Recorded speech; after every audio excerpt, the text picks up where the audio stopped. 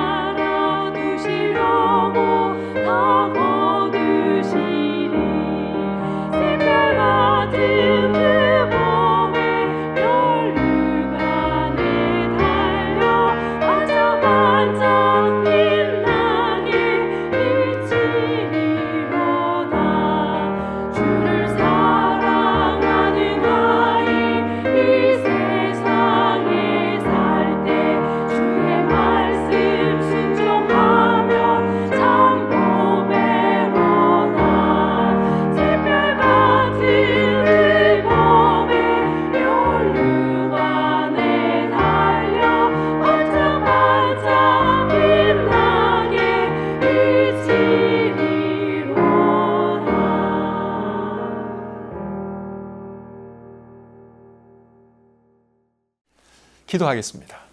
하나님 아버지, 은혜와 사랑을 감사합니다. 하나님 은혜로 저희들 구원해 주시고 오늘 하루의 삶도 하나님의 은혜 가운데 잘 보내시도록 해주셔서 감사합니다. 또 이 밤에 우리 사랑하는 성도님들과 함께 우리 하나님을 예배합니다. 하나님, 우리의 예배를 기쁘게 받아주시고 또 이 예배와 말씀을 통해서도 우리가 힘을 얻고 또 격려를 얻고 또 말씀을 잘 배우는 그런 시간 되게 해 주시옵소서. 모든 시간 주님께 다가오며 예수님의 이름으로 기도드립니다. 아멘. 찬송 한 곡 더 부르겠습니다.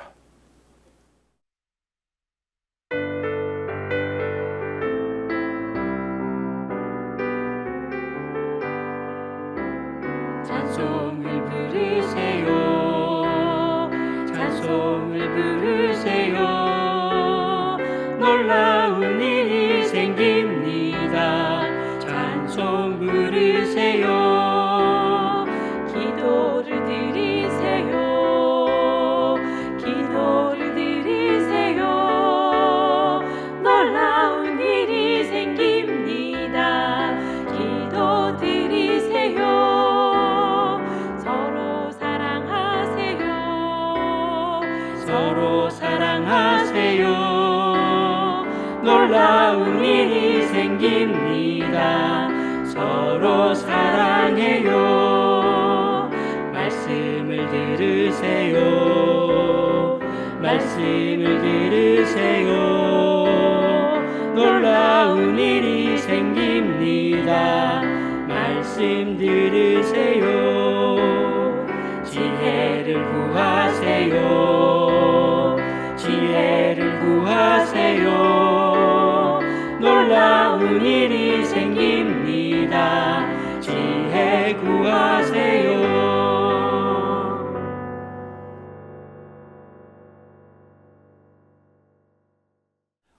오늘 함께 나눌 하나님 말씀은 욥기 3장입니다. 욥기 3장 말씀 전체를 다 제가 읽겠는데 여러분 눈으로 잘 따라 읽으시기를 바랍니다.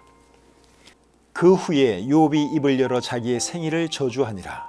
욥이 입을 열어 이르되 내가 난 날이 멸망하였더라면 산의 아이를 베었다 하던 그 밤도 그러하였더라면 그날이 캄캄하였더라면 하나님이 위에서 돌아보지 않으셨더라면 빛도 그날을 비추지 않았더라면 어둠과 죽음의 그늘이 그날을 자기의 것이라 주장하였더라면, 구름이 그 위에 덮였더라면, 흑암이 그날을 덮었더라면, 그 밤이 캄캄한 어둠에 잡혔더라면, 해의 날수와 달의 수에 들지 않았더라면, 그 밤에 자식을 베지 못하였더라면, 그 밤에 즐거운 소리가 나지 않았더라면, 나를 저주하는 자들 곧 리워야단을 격동시키기에 익숙한 자들이 그 밤을 저주하였더라면, 그 밤에 새벽 별들이 어두웠더라면, 그 밤이 광명을 발할지라도 얻지 못하며 동틈을 보지 못하였더라면 좋았을 것을.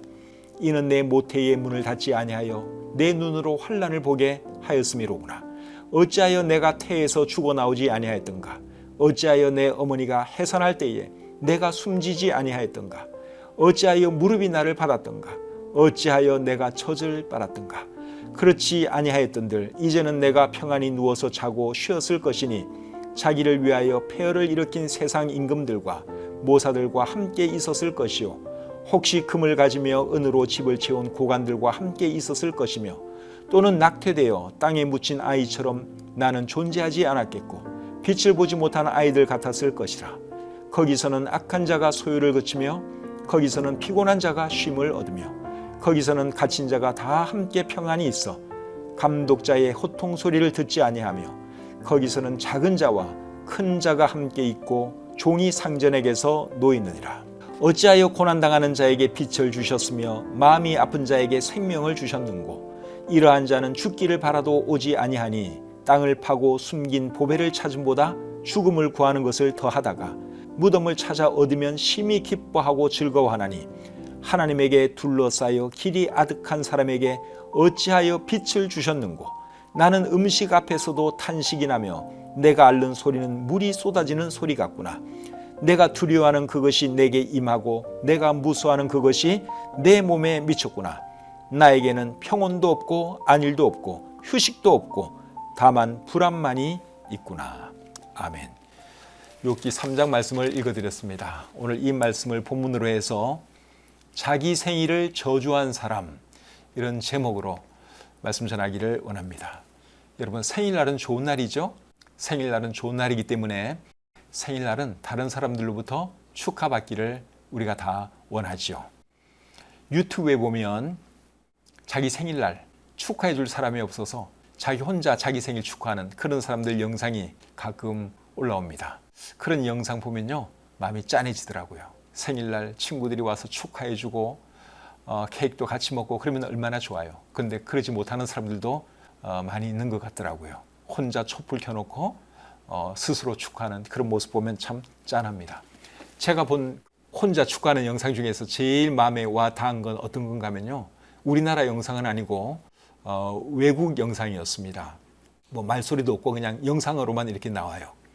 어떤 배달하는 사람인데 자기가 뭐 케이크인지 아마 빵인지 이런 거를 배달하는 이제 그 가게에 물건을 이제 배달하는 사람이에요. 그런데 그 집 주소, 그 가게 주소로 자기가 주문을 한 겁니다. 근데 이제 그 물건을 내주는 그 주인인지 종업원인지 주소가 좀 이상하잖아요. 다른 데로 나가는 주소가 아니라 자기 그 가게 주소거든요. 그래서 그 이제 음식을 들고 나간 그 배달원을 따라 나가 봤어요. 그랬더니 그 배달원이 그 가게 앞 계단에 앉아가지고 그걸 이렇게 펴놓고, 아마 케이크였던 것 같습니다. 그게 촛불 하나 켜놓고 혼자 이러고 있는 그런 영상이었는데, 그거 보니까 마음이 참 짠하더라고요. 우리 아들도 지금 미국에서 혼자 살고 있는데 혹시 생일날 저러고 있지는 않은가 하는 그런 생각이 들면서 마음이 참 짠해졌습니다. 자기 생일날 축하해 줄 사람이 없어서 혼자 이렇게 축하하는 사람들은 간혹 있어요. 그런데 자기 생일을 저주하는 사람은 거의 없죠. 저도 제 생일을 저주한 적 한 번도 없고 아마 여러분도 그렇다고 생각이 듭니다. 근데 우리 성경에는요, 자기 생일을 저주한 사람이 나오는데 두 사람이나 나와요. 한 사람은 여러분도 잘 아는 욥이고, 또 다른 한 사람은 누굴까요? 잘 모르시죠? 예레미야 선지자예요. 예레미야 선지자가 자기 생일을 저주한 것은 예레미야 20장 14절부터 18절까지 있는데요. 제가 한번 읽어보겠습니다.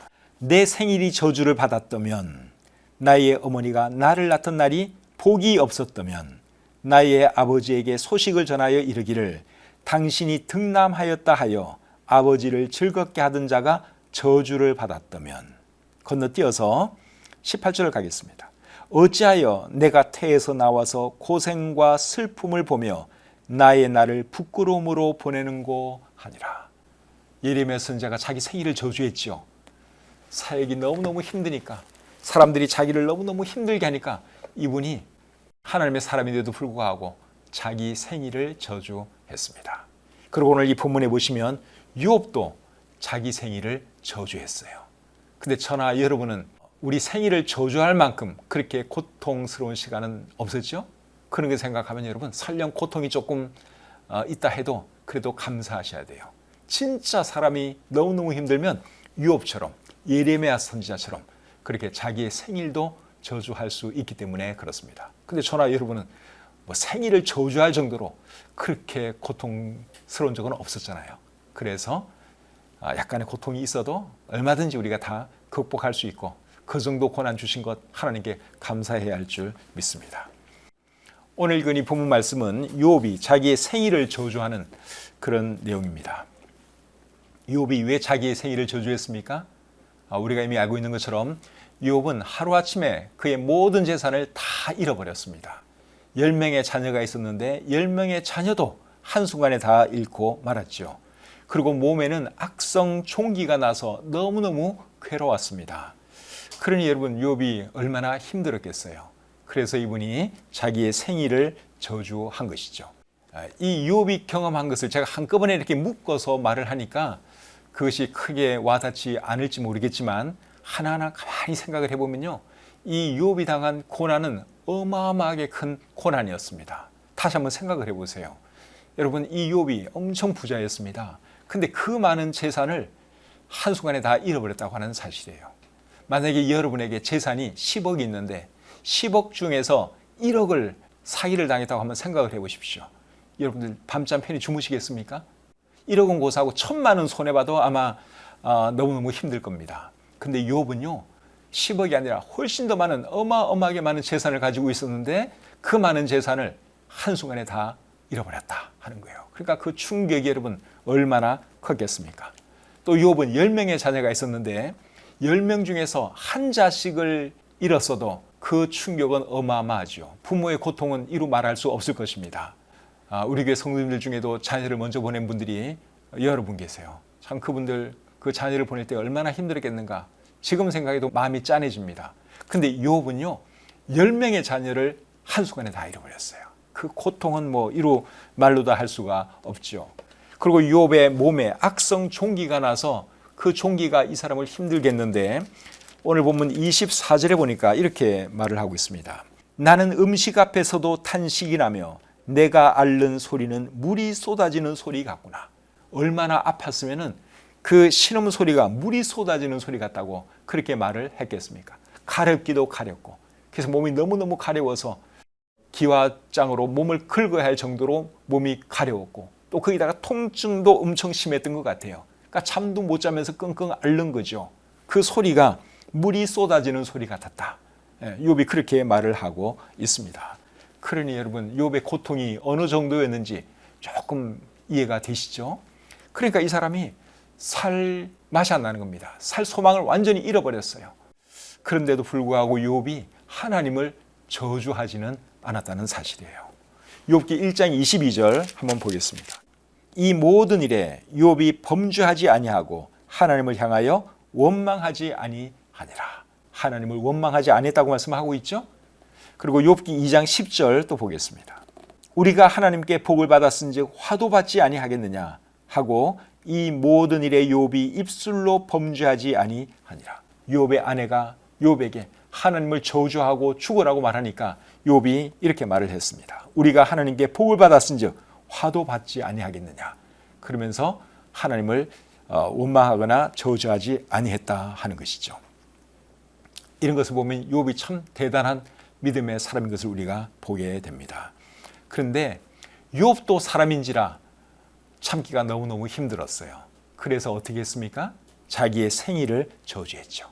생일을 저주하는 한이 있어도 하나님은 저주하지 않았다는 그 사실이 참 신선하게 와닿습니다. 사탄은 욥이 하나님을 저주하기를 바랬죠. 그런데 하나님을 저주하지 않았습니다. 자기의 생일을 저주했을 뿐입니다. 1절부터 10절까지의 말씀 제가 다시 한번 읽겠습니다. 그 후에 욥이 입을 열어 자기의 생일을 저주하니라.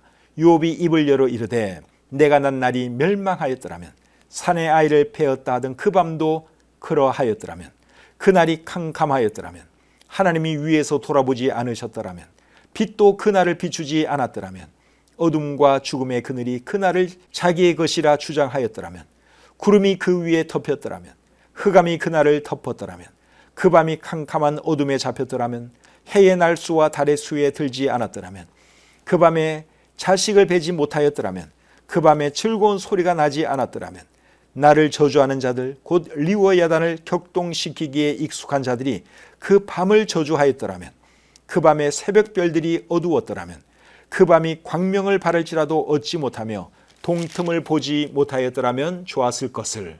이는 내 모태의 문을 닫지 아니하여 내 눈으로 환난을 보게 하였음이로구나. 마음이 짠해지죠. 너무너무 마음이 아픕니다. 욥이 얼마나 고통스러웠으면 자기의 그 생일을 이렇게 저주했을까. 어머니가 자기를 임신한 그날을 어떻게 이렇게 참 저주까지 할 수 있을까. 이런 생각을 해보게 됩니다. 방금 읽은 내용이 뭐 그렇게 어렵지는 않습니다. 근데 8절에 보시면 리워야단이라고 하는 조금 생소한 단어가 나오죠. 리워야단이 뭔가 하면 고대 근동의 신화 속에 나오는 동물입니다. 성경 다른 곳에서도 이 리워야단에 대한 언급이 나와요. 이사야 27장 1절에 보시면 이제 리워야단에 대해서 이렇게 말을 하고 있습니다. 그날에 여호와께서 그의 견고하고 크고 강한 칼로 날랜 뱀 리워야단 곧 꼬불꼬불한 뱀 리워야단을 벌하시며, 여기 리워야단에 대해서 어떻게 말을 하고 있어요? 날랜 뱀이라고 말을 하고 있고 꼬불꼬불한 뱀이라고 말을 하고 있죠. 그러면 여러분 무엇이 연상됩니까? 용이 연상되죠. 용. 이 리워야단이 용인가? 이렇게 생각할 수 있어요. 근데 용에 대한 말씀은 그 다음에 계속 나옵니다. 자, 27장 1절 하반절을 또 보겠습니다.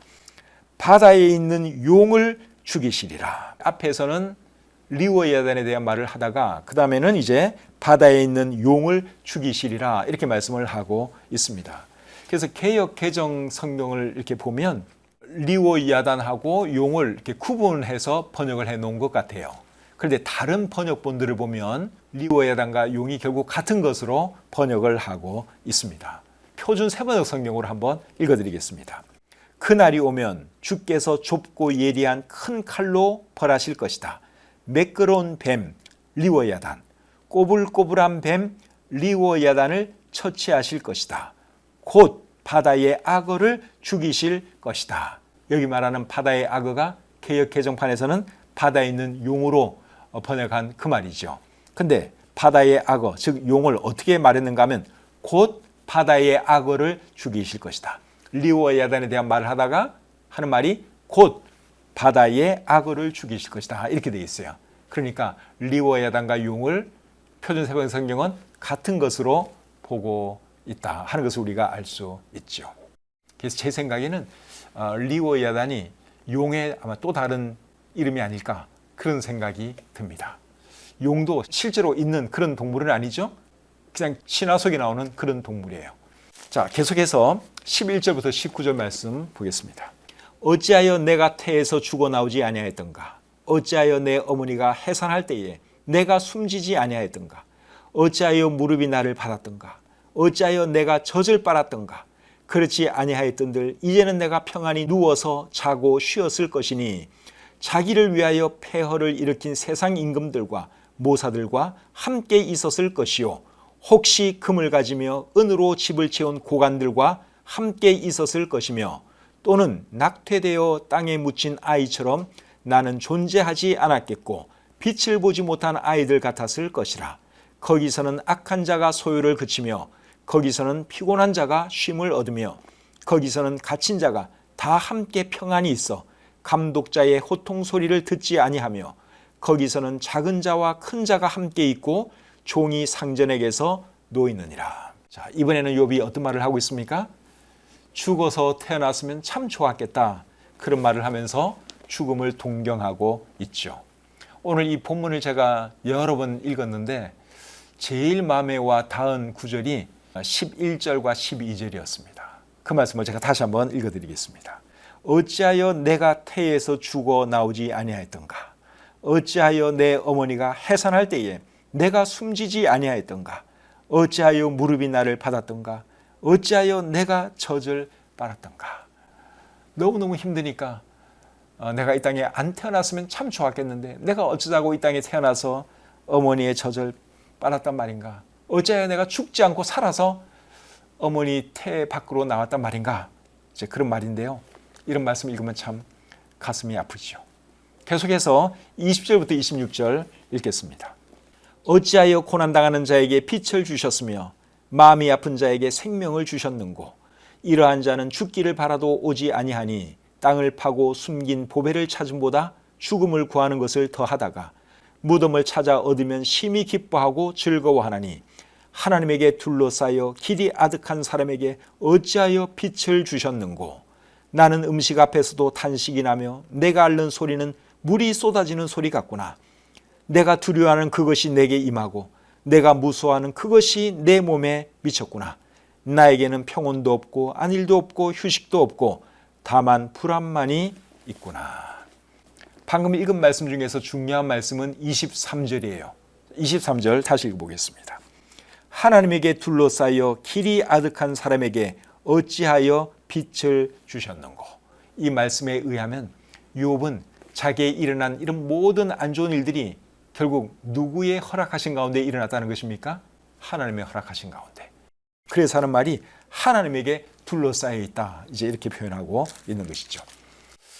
그것에 대해서는 욥기 2장 10절에서도 이미 말을 했어요. 하나님의 허락하신 가운데 이런 고통이 임했다 하는 것을 욥이 이미 말을 했습니다. 욥기 2장 10절 중간에 보시면 우리가 하나님께 복을 받았은즉 화도 받지 아니하겠느냐. 누구로부터 지금 화를 받고 있다고 말을 하는 겁니까? 하나님께로부터 화를 받고 있다고 말을 하는 것이죠. 그러니까 욥이 다 알고 있는 거예요. 하나님의 허락하신 가운데 이런 일이 일어났다 하는 것을 그가 잘 알고 있었습니다. 그런데 여러분, 우리에게 일어나는 안 좋은 일도 결국 누구의 허락하신 가운데 일어나는 일들일까요? 하나님의 허락하신 가운데 일어나는 일들이죠. 그런데 하나님께서 허락하신 일들 가운데는 이해하기 어려운 것도 사실 많이 있어요. 왜 하나님께서 나에게 이런 고통을 허락하실까? 이해하기 어려운 것 참 많습니다. 그런데 여러분들이 뭘 아셔야 되는가 하면 하나님께서 허락하신 일들 중에는 이유 없이 허락하시는 일은 없다 하는 거예요. 좋은 일이든 안 좋은 일이든 반드시 이유가 있기 때문에 하나님께서 허락하셨다고 하는 것을 여러분들이 아셔야 합니다. 그렇기 때문에 하나님께서 하시는 일에 대해서 내 마음에 안 든다고 해서 쉽게 하나님을 원망하면 되는 거예요? 안 되는 거예요? 안 되는 거죠. 우리가 하나님께서 하신 일을 다 이해할 수 없어요. 근데 거기에도 분명히 하나님의 뜻은 있다 하는 것이죠. 그래서 쉽게 하나님을 원망하거나 저주해서는 안 된다 하는 것이죠. 욥이 그 큰 고통 가운데서 자기의 생일은 저주했지만 그가 하나님을 원망하거나 저주하지는 않았습니다. 이게 중요한 거예요. 여러분, 우리도 힘든 일 당할 수 있어요. 정말 괴로운 일 경험할 수 있어요. 그래도 여러분, 하나님을 원망하는 그런 일은 없었으면 좋겠습니다. 하나님 왜 이렇게 나를 힘들게 하십니까? 그런 기도 할 수 있어요. 하나님 차라리 나를 데려가시죠. 그런 기도도 가능해요.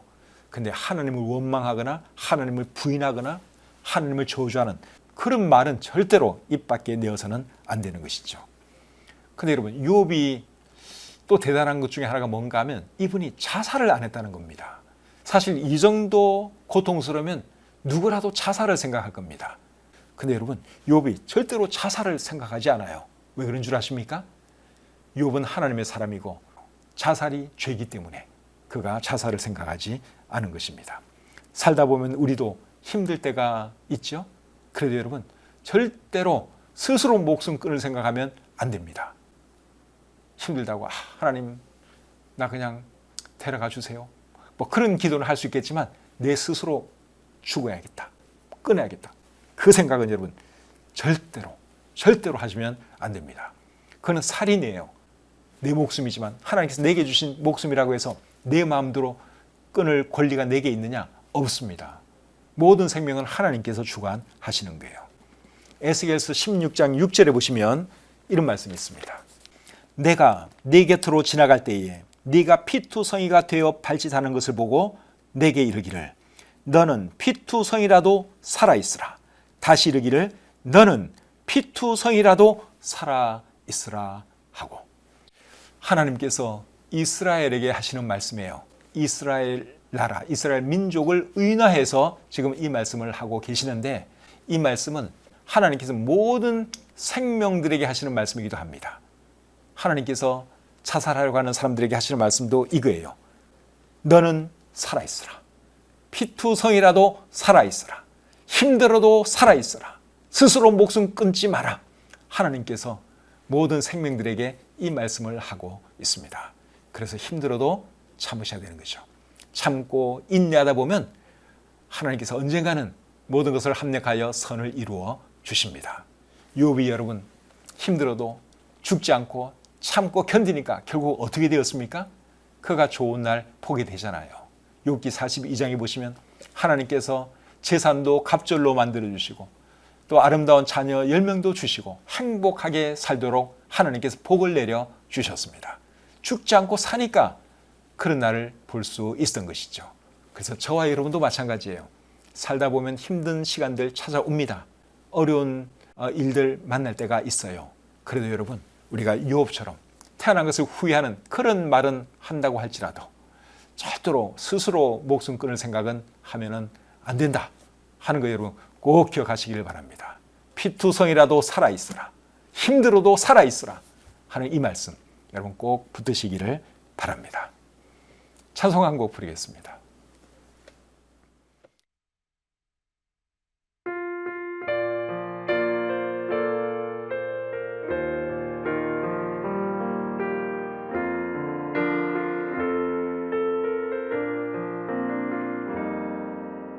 왜 나만 겪는 고난이냐고 불평하지 마세요. 고난의 뒤편에 있는 주님이 주실 축복 미리 보면서 감사하세요. 너무 견디기 힘든 지금 이 순간에도 주님이 일하고 계시잖아요. 남들은 지쳐 앉아 있을지라도 당신만은 일어서세요. 힘을 내세요. 힘을 내세요. 주님이 손잡고 계시잖아요. 주님이 나와 함께함을 믿는다면 어떤 역경도 이길 수 있잖아요. 왜 이런 슬픔 찾아왔는지 원망하지 마세요. 당신은 잃은 것보다 주님께 받은 은혜 더욱 많음에 감사하세요. 너무 견디기 힘든 지금 이 순간에도 주님이 일하고 계시잖아요. 남들은 지쳐 앉아 있을지라도 당신만은 일어서세요. 힘을 내세요. 힘을 내세요. 주님이 손잡고 계시잖아요. 주님이 나와 함께함을 믿는다면 어떤 고난도 견딜 수 있잖아요.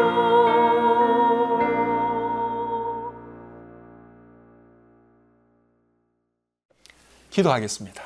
하나님 아버지, 욥기 3장 말씀을 통해서 우리에게 교훈해 주시니 참 감사합니다. 욥이 그 큰 시련 앞에서도 스스로 목숨 끊지 아니하고 잘 참고 견뎠더니 결국 하나님께서 그에게 좋은 날 보도록 해주신 것 우리가 잘 압니다. 하나님, 우리에게 찾아오는 그런 힘든 시간들도 우리가 믿음으로 잘 견딜 수 있도록 도와주시옵소서. 지금 이 시간에 특별히 힘든 일로 괴로워하는 분들이 있습니까? 건강의 문제로, 재정적인 문제로 힘들어하는 분들이 계십니까? 하나님 아버지, 오늘 이 말씀이 그들에게 위로가 되게 하시고 격려가 되게 해 주시옵소서. 유업처럼 힘들어도 참고 인내할 수 있도록 도와주시옵소서. 주신 말씀을 감사드리며 예수님의 이름으로 기도드립니다. 아멘. 욥기에 있는 말씀 함께 이렇게 나누었는데 어떻게 좀 도움이 되시나 모르겠어요.